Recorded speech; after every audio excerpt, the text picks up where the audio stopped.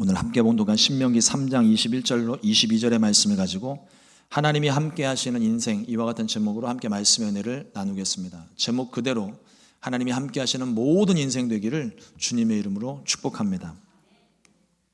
어렸을 때 저희 부모님이 제 귀에 못이 박히도록 하셨던 말씀 하나가 있어요. 이제 준비를 하고 뭐 교회를 가든 학교를 가든 항상 서둘러 준비하고서 문을 열고 나가려고 하면 다녀오겠습니다 인사하면 잘 다녀와 인사하시고 난 다음에 뒤통수에 대고 항상 꽂아 넣는 말씀이 있었습니다. 너 누구 아들이야? 너 장로님 아들이야? 어디 가서 행동 똑바로 해? 어디 가서 나쁜 짓 하면 안 돼? 항상 귀에 뒤통수에 그거를 새겨 넣어 주셨어요. 그래서 어렸을 적부터 저의 정체성은 교회 안에서는 장로님 아들입니다. 제가 인정을 안 해도 남들이 장로님의 아들로 인정해주고 자꾸 그러니까 저도 이제 장로님 아들인 줄 알고 그냥 그러려니 하고 살았습니다. 근데 교회 안에서는 그게 참 무거운 짐이에요. 장로님 아들이라는 칭호가 모든 행동에 제약을 받습니다.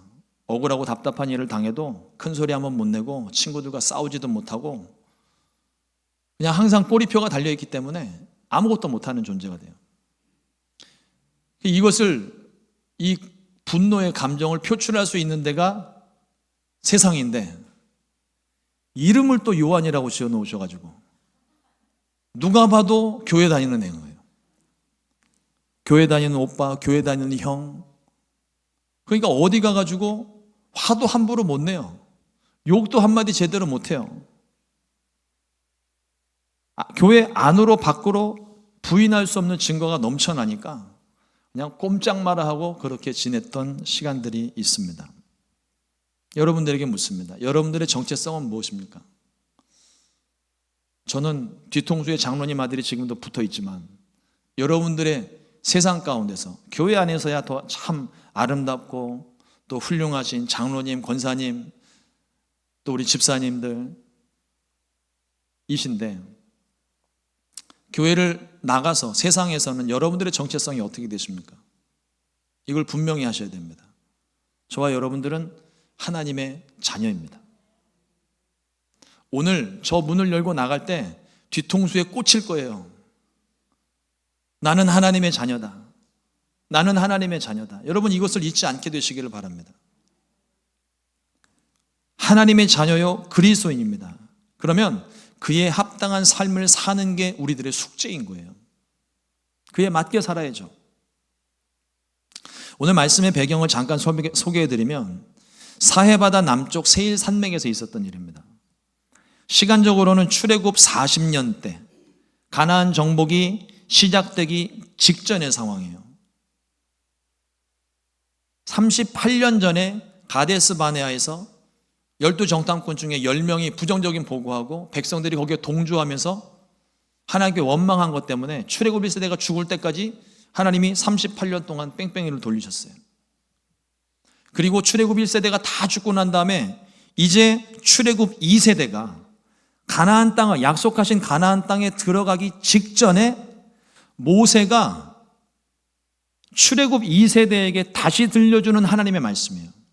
이 말씀이 처음 있었던 말씀이 아니라 이미 출애굽기에서 이미 숱하게 말씀하셨던 말씀들, 그 민수기에 또 반복된 말씀들이지만 출애굽 1세대는 다 들어서 아는데 2세대는 잘 모르고 또 안다 하여도 그 2세대가 이제 가나안 땅을 향하여 들어가게 될 때 그 약속의 땅을 들어가는 우리들의 마음이 어떠해야 되는지, 우리의 정체성이 어떻게 되는지를 다시 한번 일깨워 주기 위해서 이 신명기의 말씀을 기록을 하고 있는 겁니다. 그리고 이 신명기의 말씀은 오늘을 살고 있는 저와 여러분들에게 다시 들려주는 하나님의 말씀이 되는 거예요. 이스라엘은 세일산 주변에서 에서의 자손 에돔 족속과 아브라함의 조카 롯의 자손이었던 모압 족속과 암몬 족속을 만나요. 모압 족속은 롯이 큰 딸과 낳은 자손들이고 암몬 족속은 둘째 딸과 낳은 자식입니다. 하나님은 말씀하시기를 그들과 다투지 말라고 하셨어요. 돈을 주고 양식을 돈을 주고 양식과 물을 사 먹으라고 오히려 말씀하십니다. 이스라엘은 하나님의 말씀에 순종해서 에돔과 암몬과 모압 족속의 경계를 따라 조용히 지나갔어요. 그런데 반대로 하나님은 헤스본 왕 시혼과 바산 왕 옥을 향하여서는 이스라엘 손에 붙이셨습니다. 이거는 싸워서 무찌르라는 얘기예요.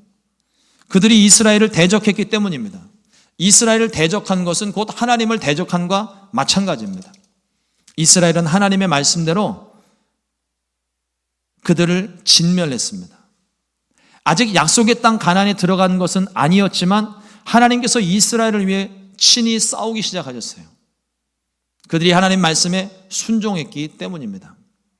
오늘 말씀 본문에서 몇 가지 중요한 주제들을 발견하고 오늘 함께 은혜를 나누려고 합니다. 첫 번째로 하나님께서 허락하신 것과 허락하지 않으신 것이 있습니다.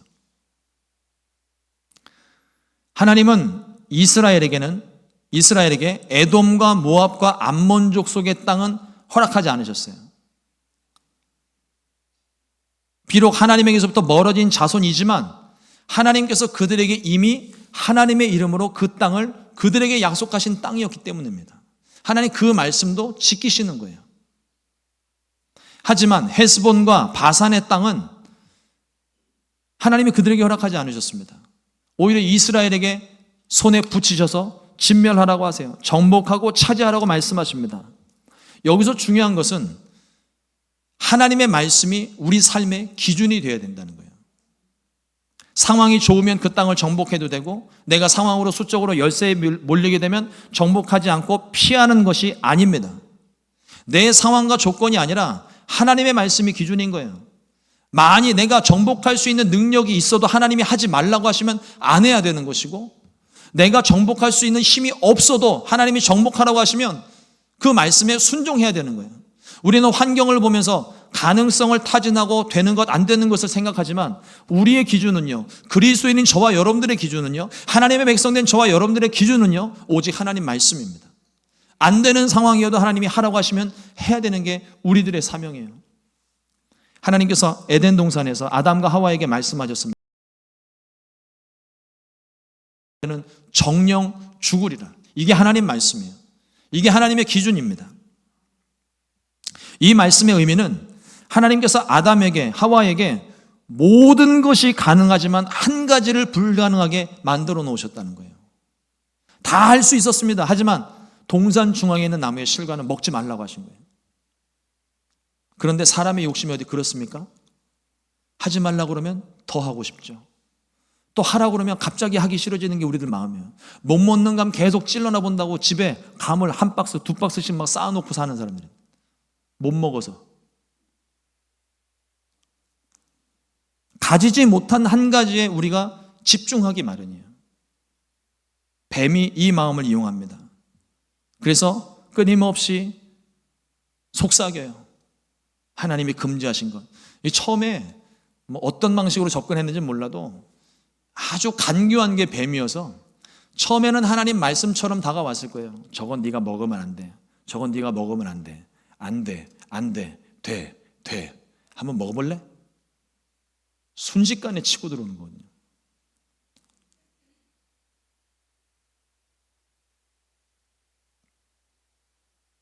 수많은 유혹을 받다 보니까 보아서도 안 된, 아마 아담과 하와는요, 동산 중앙에 있는 나무의 실과 존재 자체도 까먹고 있었을 것 같아요. 안 되는 거. 아예 그들의 관심에서 벗어나 있었습니다. 그런데 뱀이 와서 유혹하니까 자꾸 보게 하고, 안 되는 것도 다짐하고, 또 다짐하면서 자꾸 보다 보니까 보암직도 하고 먹음직도 하고 탐스럽기까지 하고 지혜롭게 할 만큼 아름다운 열매가 자꾸 눈에 보이는 거예요. 그러다 보니 결국은 그것을 먹게 됩니다. 하나님이 금지하신 거예요. 가지면 안 되는 거예요. 근데 그것을 사람이 욕심을 부추겨서 기어이 그걸 가지고 말아요. 그러면 안 되던 것 하나를 이제 가졌으니까 다 가진 거잖아요. 그런데 이전에 가지고 있었던 모든 것을 다 잃어버리고 맙니다.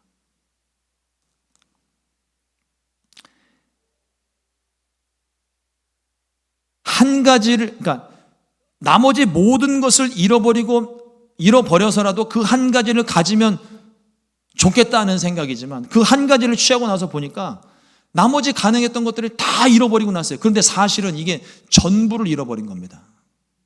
하나님을 잃어버렸기 때문이에요. 많은 것을 잃어버려서가 아니라 하나님을 잃어버렸기 때문에 모든 걸 다 잃어버린 것과 똑같은 거예요. 내가 가진 능력이 기준이 되면 안 됩니다. 내가 가진 생각이 기준이 되면 안 돼요. 능력이 있어도, 힘이 있어도, 환경이 열리고 조건이 갖춰져도 오직 말씀이 기준이 돼야 할 줄로 믿습니다. 그냥 눈에 열려진다고 여러분 가지고 있는 문제들 때문에 고민하고 걱정하고 이런저런 생각들 많이 하시잖아요. 근데 막 생각하고 하다 보니까 어느 순간 탁 그 문제가 해결될 수 있을 만한 길이 확 열려요. 그럼 우리는 덥석 그쪽으로 미끼를 물고 갑니다. 그게 정말 하나님이 여신 것이었으면 천만다행인데 하나님이 여신 것이 아니면 지금 내가 물은 게 독약이 되는 거예요. 그러므로 환경이 열린다고 해서 어떤 돕는 사람이 나타났다고 해서 우리가 무조건 그 사람을 따르고 무조건 열린 길로 따라 나갈 것이 아니라 우리는 누구라고요? 하나님의 자녀, 그리스도인입니다. 그러면 주의 말씀이 무엇을 말씀하고 있는지 적어도 이 말씀 가운데 내가 찾을 수 있는 능력이 없으면 다윗처럼 하나님께 묻고 또 물어서 하나님이 원하시는 것이 무엇인지, 하나님이 기뻐하시는 것이 무엇인지를 묻고 나아가야죠. 그게 그리스도인의 삶의 모습인 겁니다. 이스라엘은 헤스본 왕 아모리 사람 시온에게 너희 땅 안 건드릴 테니까 그냥 지나가게만 해달라고 했습니다. 하지만 헤스본 왕은 고집을 부렸고 이스라엘을 대적했어요. 쓸데없는 욕심 때문에 하나님의 말씀조차 거부하고 만 것입니다. 이게 강팍한 마음, 고집스러운 마음을 얘기하는 거예요. 하나님이 허락하신 것만 소유하게 되시기를 주님의 이름으로 축복합니다. 하나님이 허락하지 않으신 것은 내 것이 아닙니다. 하나님의 말씀을 듣고 할 수 있지만 하지 않는 자유, 하나님의 말씀을 듣고 할 수 없지만 할 수 있는 자유, 이것이 진정한 자유인 거예요. 내가 할 수 있다고 이게 모든 걸 다 하는 거예요. 교회 안에서 내가 주님이 내게 자유를 주셨으니까 내가 이것도 하고 저것도 하는 것이 아니라 하나님이 내게 말씀하신 것. 그런데 그 말씀을 듣고 났더니 내가 도무지 이걸 할 수 있는 환경이 아닌데 그럼에도 불구하고 하나님 말씀이니까 내가 할 수 있는 자유. 일반적인 생각이라면 내가 그것을 도저히 할 수 없는데 하나님 말씀이니까 믿음을 가지고 내가 그것을 할 수 있는, 담대히 행할 수 있는 그 자유가 진정한 자유라는 거예요. 특별히 성경 안에서 이 자유는, 하나님 안에서 주시는 이 자유는 죄와 관련이 있습니다. 죄를 짓지 않는 자유. 여러분, 우리 죄 지을 수 있어요. 저도 거짓말하면 얼마나 잘하는지 몰라요. 사기도 정말 잘 칠 수 있을 것 같아요. 그런데 하나님이 하지 말라고 하시니까 할 수 있지만 안 하는 거예요. 내가 힘이 있어서 다른 상대방을 싸우고 무너뜨려서 내가 그 가진 것을 다 빼앗을 수 있는 힘이 있어도 하나님이 그것을 원치 않으시기 때문에 내가 하지 않는 것이 진정한 자유라는 거예요. 내가 하고 싶은 대로 막 해버리는 거예요. 우리가 이걸 역으로 생각해 보면 억압이라고 생각할 수 있어요. 종교의 어떤 족쇄를 찾다고 생각할 수 있습니다. 그러나 그렇지 않아요. 오히려 하나님이 그 말씀들로 나를 지키시고 보호하시는 겁니다. 나로 하여금 더욱더 선하고 공의롭게 정의롭게 살아갈 수 있도록 길을 열어주시는 거예요. 더 그 안에서 자유함을 풍성하게 누릴 수 있습니다. 남에게 해끼지 않고서도 얼마든지 진정한 자유를 누릴 수 있는 거죠. 그러므로 주님 안에서 주신 이 자유를 누리는 저와 여러분들이 되기를 주님의 이름으로 축복합니다. 둘째로 하나님이 함께 하시는 인생입니다. 저와 여러분들의 삶은 하나님이 함께 하시는 인생이에요. 신명기 2장 25절 말씀에 보면 이런 말씀이 있습니다. 오늘부터 내가 천하 만민이 너를 무서워하며 너를 두려워하게 하리니 그들이 내 명성을 듣고 떨며 너로 말미암아 근심하리라 하셨느니라. 다른 나라들이 갑자기 이스라엘을 두려워하게 되는 것. 왜 갑자기 이들을 두려워하기 시작했어요? 그들이 갑자기 힘이 세졌습니까? 애들 보는 만화책 같은 데 보면 어떤 아이템 하나를 얻게 되면 갑자기 초능력이 발휘가 돼서 싸움 수치가 막 이만큼씩 올라가고 막 그래요. 그런 것처럼 이 이스라엘 백성이 뭔가 다른 아이템을 얻어서 갑자기 힘이 막 세진 거예요. 또 그들이 광야 가운데서 번성의 복을 받아서 막 갑자기 숫자가 늘어났기 때문에 그들이 강성해진 겁니까? 그들이 이스라엘을 두려워했던 이유는 하나님이 함께 하셨기 때문이에요. 그런데 이게 하나님이 함께 하시는 게 그들의 눈에 하나님이 함께 하신 게 보였기 때문입니다. 하나님이 함께 하시는 것, 지금 저와 함께 하시는 하나님을 여러분들이 지금 보고 계십니까? 볼 수 있으세요? 눈으로 보실 수 있으세요? 확인 가능하세요? 확인 불가능하죠. 그런데 이스라엘과 하나님이 함께 하신 것을 이 이방 민족들이 어떻게 그걸 알 수 있었습니까? 어떻게 그걸 볼 수 있었겠어요? 그들의 눈에 보였다는 거예요. 광야 가운데 성막 이동할 때마다 구름 기둥과 불 기둥이 그들과 함께 있었어요. 일반적인 현상이 아니에요. 자기네들은 한 번도 경험한 적이 없어요. 그런데 구름 기둥과 불 기둥이 세워져서 구름 기둥이 움직이니까 갑자기 이스라엘이 같이 움직이고, 구름 기둥이 멈추니까 그들이 멈춰서고, 밤에는 갑자기 그 캄캄한 칠흑 같은 광야 가운데 불 기둥이 세워져서 동물들도 짐승들도 접근 못하고 그들이 환한 대낮에 자신의 삶을 영화롭게 화려하게 살아가는 그 모습을 본 거죠. 이방 민족들이 눈에 보이는 거예요. 눈에 보이는 하나님이 함께 하시는 뚜렷한 현상을 그들이 보았다는 겁니다. 더군다나 그들은 보았을 뿐만 아니라 들었어요. 하나님이 이스라엘과 함께 하신 것을 들었어요. 이스라엘 백성들이 애굽에서 빠져나올 때 출애굽에 내렸던 10가지 재앙, 지금이야 뭐 신문이 있으니까 거기서 사건 터지면 우리는 바로 볼 수 있지만 그 당시 그런 건 없는데도 불구하고 수없이 왕래하는 사람들, 상인들을 통하여서, 그리고 입에 입소문을 타고 발 없는 말이 천리 간다고 애굽 땅에서 일어난 하나님의 역사하심이 가나안 땅에까지 전파가 된 겁니다. 그들이 다 듣고 알았어요. 간담이 서늘해졌다고 이야기합니다. 마지막 10번째 재앙을 보세요. 그때 그 당시 온 세상을 통치하고 권력을 행사했던 그 바로조차도 10번째 재앙 앞에서 그들이 무너지고 말잖아요. 하나님이 그들과 함께 하신 걸 그들이 보았습니다. 또 이 백성들이 홍해를 앞에 왔을 때에는 하나님이 갑자기 홍해 바다의 길을 여셔서 이 백성들이 마른 땅을 걷게 하시지 않았나? 그리고 그 뒤를 추격해오던 애굽의 군대가 그들을 잡으러 들어갔을 때 갑자기 때를 맞춰 물이 쏟아짐으로 그 많은 애굽의 군대가, 병거들이 다 물속에 수장되었던 사건들, 이 소문도 그들이 들었습니다. 하나님이 그들과 함께 하신 걸 그들은 보았고 들었어요. 이 소문이, 하나님의 구원의 소식이 온 세상에 퍼져 나갔습니다. 하나님이 함께 하시는 인생은요, 부족함이 없는 인생이에요. 야훼는 나의 목자시니 내게 부족함이 없으리로다. 하나님을 주인으로 삼은 인생은 하나님께서 책임져 주시는 인생입니다.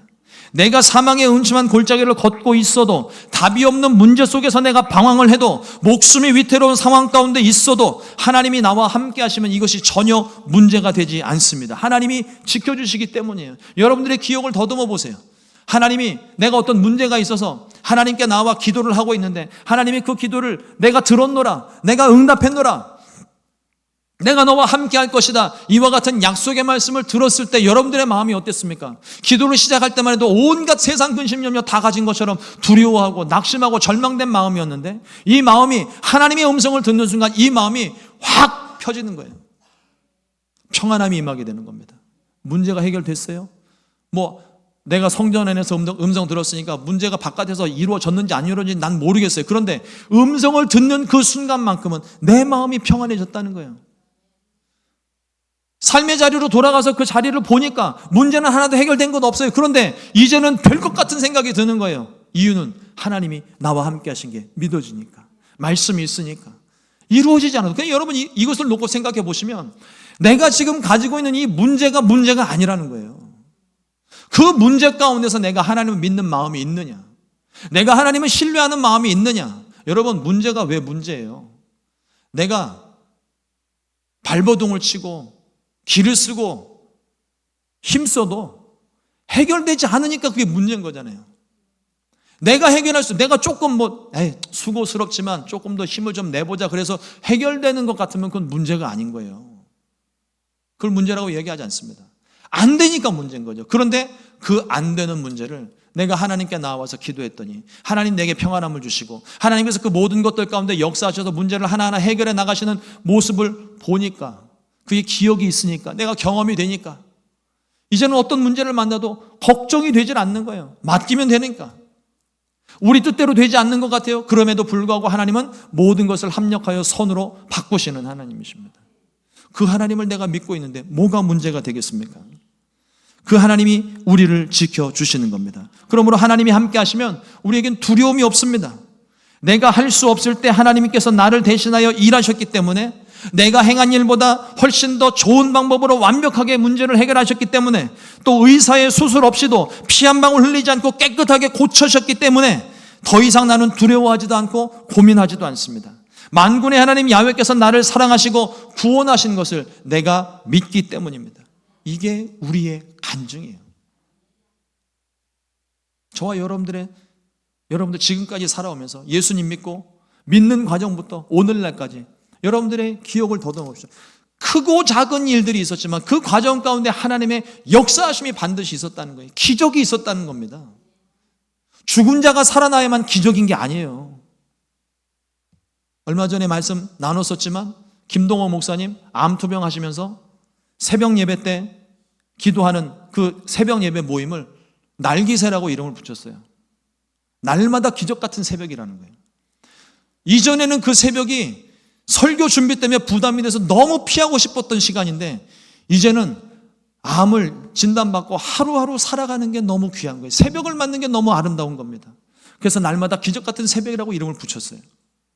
우리의 삶이 그랬습니다. 죽은 자가 살아나야만 기적이 일어나는 게 아니라 오늘 내가 하루를 살아가는 게 기적인 거예요. 우리의 일상이 기적인 겁니다. 그 속에 하나님이 나와 함께 하시는 건 더 놀라운 기적인 거예요. 하나님은 우리를 한순간도 떠나시지 않습니다. 오히려 지친 나를 등에 업고 힘든 그 길을 나를 대신해서 걸어가 주시는 분이에요. 하나님이 함께 하시는 사람은 아무것도 가진 것 없어도 모든 것을 가진 사람이고, 하나님이 함께 하시지 않는 사람은 모든 것을 가졌어도 아무것도 가지지 못한 사람입니다. 하나님이 함께 하시는 사람, 저와 여러분들이 하나님이 함께 하시는 인생을, 삶을 살게 되시기를 주님의 이름으로 축원합니다. 하나님이 함께 하시는 사람들은 성경이 뭐라고 이야기하냐면, 이런 사람은 세상을 감당 못하느니라 말씀합니다. 세상의 스펙이 아무리 화려해도 하나님이 함께하지 않는 사람은 의미가 없는 거예요. 그러나 세상의 스펙이 화려하지 않아도 하나님이 함께 하시는 사람은, 성령 충만한 사람은 세상이 두려워합니다. 말씀을 묵상을 하면서 그 생각이 들어요. 요즘 세상이 교회를 너무 우습게 보는 것 같아요. 그렇지 않습니까? 교회 다닌다고 그러면 사람이 일단 한 수 접고 보죠. 속상하고 안타까운데, 여러분, 우리가 이것을 뼈를 때리는 말씀으로 들었으면 좋겠습니다. 성령 충만한 초대교회는 세상이 무서워했어요. 그들이 숫자가 많지도 않았습니다. 그럼에도 불구하고 그들이 성령 충만했기 때문에 하나님이 함께 하시는 게 믿지 않는 사람들 눈에 보였고, 그들이 경험을 했기 때문에 그들을 두려워했습니다. 감당할 수가 없었어요. 아니, 예수 믿으면 죽인다는데 어디 죽여봐라 하고 대드는데 이 사람들을 어떻게 감당합니까? 그런데 오늘날 우리들은요, 왜 세상이 우리를 우습게 보기 시작하는 것 같습니까? 우리가 성령 충만하지 않다는 반증인 것 같아요. 교회가 더 깨어나야 됩니다. 우리가 하나님 말씀대로 살아가는 삶을 살면, 성령의 음성을 듣고 성령께서 행하시는 대로 우리가 순종하게 된다면 세상이 우리를 무시할 수 없게 됩니다. 그건 성경에서 말하고 있는 거예요. 목사님, 요즘 시대가 바뀌었어요. 시대는 바뀌었어도 말씀은 변하지 않았습니다. 우리가 성령으로 충만해야 되는 이유가 바로 여기 있어요. 하나님이 우리와 함께 하시면 세상이 우리를 얕잡아 볼 수 없습니다. 우리가 지키는 이 말씀대로 지키는 이 삶이, 세상 사람들은 어리석다고 미련하다고 이야기하지만 우리는 이 말씀을 지키는 것이 능력이요 지혜라고 배웠습니다. 그러면 이 말씀대로 우리가 순종하며 살아야죠. 우리는 누구라고요? 하나님의 자녀, 그리스도인입니다. 그러면 말씀에 순종해야 하고 성령 충만해야 될 줄로 믿습니다. 주님과 동행하며 세상이 감당 못하는, 세상이 두려워하는 모든 존재들 되시기를 주님의 이름으로 축원합니다. 셋째로, 우리 인생에는 영적 전쟁이 있습니다. 신명기 3장 22절 말씀에 너희는 그들을 두려워하지 말라. 너희 하나님 야훼께서 친히 너희를 위하여 싸우시리라 하였노라. 세상에서 우리의 싸움은 혈과 육의 싸움이 아니에요. 영적인 싸움입니다. 원수 마귀는 끊임없이 우리를 삼키려고 공격을 합니다. 그런데 이 원수마귀가 우리를 향해서 끊임없이 지속적으로 넘어질 때까지, 여러분 원수마귀는요 10번 찍어서 안 넘어가는 나무 없다고 얘기하는데 얘네들은 11번 찍는 애들이에요. 100번 찍어서 안 넘어가면 101번 찍는 애들이에요. 언제까지? 우리 넘어갈 때까지 계속 공격한다는 겁니다. 얘네들은 이렇게 목숨 걸고 우리를 삼키려고 달려드는데 우리가 안일하게 있으면 되겠습니까? 평안하게 있으면 되겠습니까? 도적이 오는 것은 도적질하고 죽이고 멸망시키는 것이지만 주님은 우리가 더 풍성한 생명을 얻게 하시려고 우리 가운데 오신 거예요. 주님이 내게 생명을 주셨으므로 나는 이 생명을 지켜야만 되는 겁니다. 여러분, 이 영적인 전쟁을 하는 사람, 전쟁하는 사람이, 전쟁을 설렁설렁 하는 사람이 있습니까? 제가 군에 입대했을 때 제 군생활이 참 꼬일 대로 꼬였거든요. 제가 군대에 입대했을 때 논산훈련소에 딱 들어가서 훈련받고 있는데 한 달 만에 김일성이 죽었어요. 그때 전군의 비상이 소집이 됐습니다. 그때 우리끼리 하는 말이 뭐냐면 뭐 총도 제대로 못 쏘고 무기도 잘 못 다루는데 우리는 영락없이 총알바지다. 같이 타령하자. 막 그런 애들이 있었거든요. 그렇게 비상 상황에서 훈련 계속하면서 북한의 동향을 살펴보다가 이제 북한에 특별한 동향이 없으니까 해제가 되고 일상으로 돌아갔는데 그때 정신이 번쩍 들더라고요.